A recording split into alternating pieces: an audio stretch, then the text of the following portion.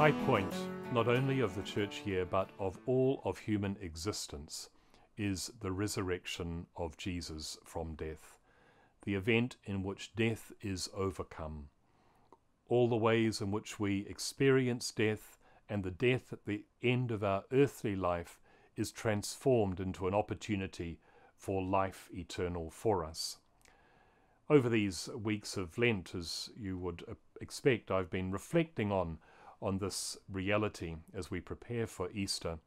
And I want to share with you a couple of movies that I have seen in the last month that I think help us to understand something of the reality of the life and the suffering, death and resurrection of Jesus. The first movie is an old movie. It was made almost 20 years ago now, called The Truman Show. Some of you may have seen this movie. It tells the story of a man whose whole life is within a TV studio, an enormous studio, in fact, a whole world, that is built so that every moment of his existence can be watched by people outside of the studio. Everyone on the set, except for Truman, is an actor. Everyone, his friends, his family, those he's at school with, the woman he falls in love with, are all actors. Gradually, as he grows, Truman begins to suspect that there's something not right, that he's not living in reality, and that somehow everyone else is in more of a reality than he is. The suspicion in him grows until it gets to the point where he needs to make the decision, knowing that he's not in reality. Does he do anything about it or not? And I wonder if this is for all of us at times part of the difficulty that we face as well. We often live within an existence that seems like a manufactured world, an artificial world even, where everything's not quite real. We're doing this study so that we can get this job to earn this money because the promise is happiness. But when we look at the other people who have got the good job, the good relationship and enough money, they don't seem to be as happy as we deeply desire to be. There must be something else. Maybe we're living an artificial kind of existence. And when we begin to become aware of this, we ask, am I prepared to do something about this or not? Am I prepared to follow my heart's desire or not?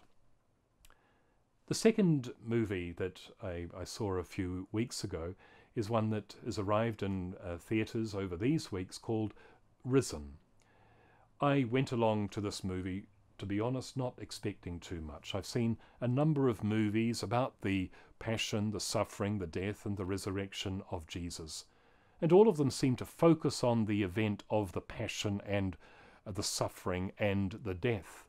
And then perhaps right at the end you might see the beautiful sunrise over the lake, to perhaps just hint at a possibility of resurrection.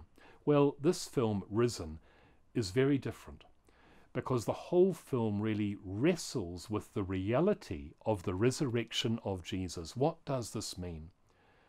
And we see this through the eyes of one who was a persecutor of Jesus, one of the Romans who put him to death, begins to become aware that something is not right in the way that he's living, the work that he's doing, and that somehow these Christians, these followers of Jesus, especially after the resurrection, are living in a greater reality.